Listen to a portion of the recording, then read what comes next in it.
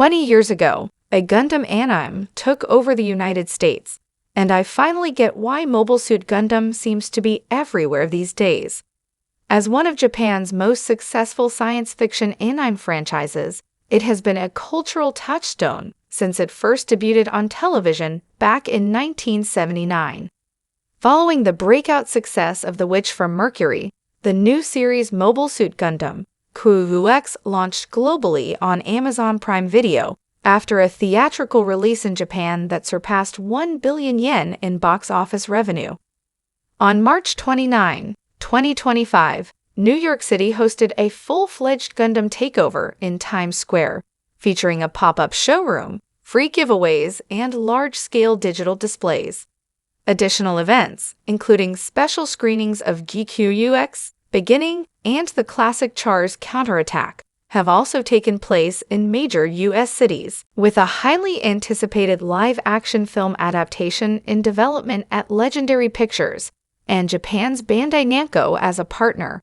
Gundam appears poised for a major global resurgence. But is that outcome guaranteed? It's still unclear whether Western audiences are embracing GQUX with the same enthusiasm they've shown for recent anime hits like Dandadan, The Apothecary Diaries, or evergreens like One Piece. While many anime fans instantly recognize the iconic Gundam RX-78-2 mobile suit, that recognition doesn't always lead to engagement with Gundam's sprawling library of TV series, films, OVAs, and spin-offs. Still, there was a time when Gundam anime was undeniably hot in the US, briefly even dominant.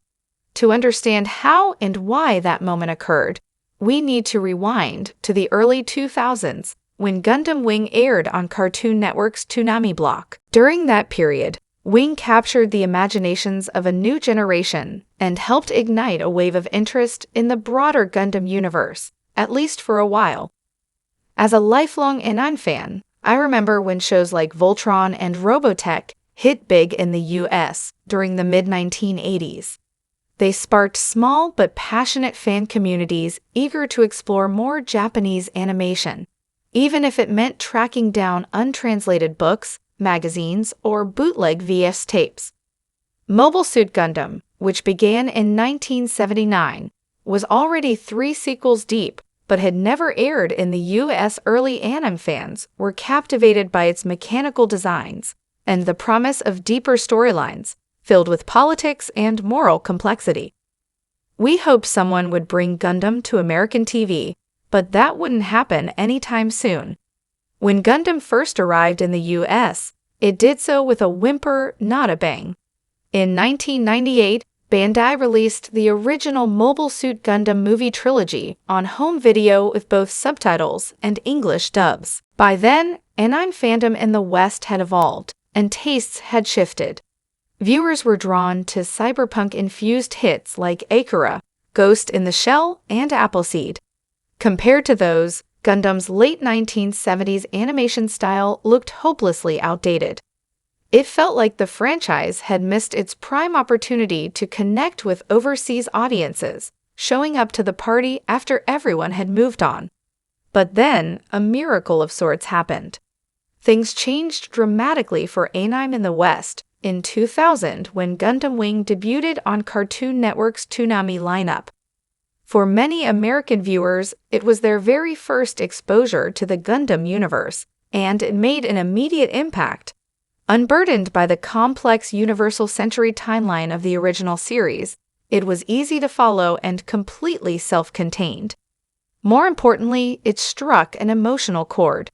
The 5 main pilots, Hero, Duo, Troa, Quattro, and Wufei, offered a level of personality and depth that felt fresh for TV anime. At the time, I was working in the US anime and manga industry, and Gundam Wing's rapid rise caught nearly everyone off guard, especially after the underwhelming response to the earlier Gundam movie trilogy. Almost overnight, interest in the franchise surged. Fans who had once overlooked Gundam were now eager to dive in, and companies like Bandai and Viz wasted no time releasing videos, manga, and model kits. Some viewers explored older Gundam titles, but one thing became clear. Wing was the title fans couldn't get enough of. Set in after Colony 195, Gundam Wing followed 5 young pilots sent from space colonies to Earth as part of Operation Meteor, a mission to strike back against the oppressive Earth Sphere Unified Alliance. Each pilot brought a different perspective and motive to the fight, but it was Hero Yu's fateful encounter with the pacifist noblewoman Relina Darlian that anchored the emotional core of the story. As the shadowy organization Oz seized power, the Gundam pilots grappled with betrayal, shifting allegiances, and the true cost of war, ultimately banding together to confront tyranny and fight for a more just world. When Gundam Wing premiered in the US, it arrived during a transformative era for anime. Shows like Dragon Ball Z, Sailor Moon, and Pokémon had already broken through to mainstream and increasingly female-friendly audiences, opening the door for more serious, emotionally complex storytelling. Wing delivered with its brooding characters, political drama, and intense action. The 5 pilots, each with a distinctive look and personality, fit perfectly into the boy band-dominated pop culture of the early 2000s. Just as NSLANC and 98 Degrees topped music charts, Gundam Wing delivered its own lineup of charismatic idols, while longtime anime fans like myself, raised on Voltron and Robotech, were drawn to Gundam for its mecha and large-scale battles. This new generation of fans came for something else entirely. They were deeply invested in the characters, their personalities, and their evolving relationships. It marked a seismic shift, not just for Western anime fandom, but for the Gundam franchise itself. For the first time, character-driven storytelling took precedence over machinery. Yet the early 2000s Gundam boom didn't last. While other series, such as Gundam Seed and G Gundam, were brought to the US market, they failed to ignite the same excitement. Perhaps audiences had grown too attached to Hero Duo and the rest of the Wing cast to embrace new protagonists. Or maybe they had simply moved on to the next wave of anime, as Toonami began airing fresh titles like Cowboy Bebop and Outlaw Star.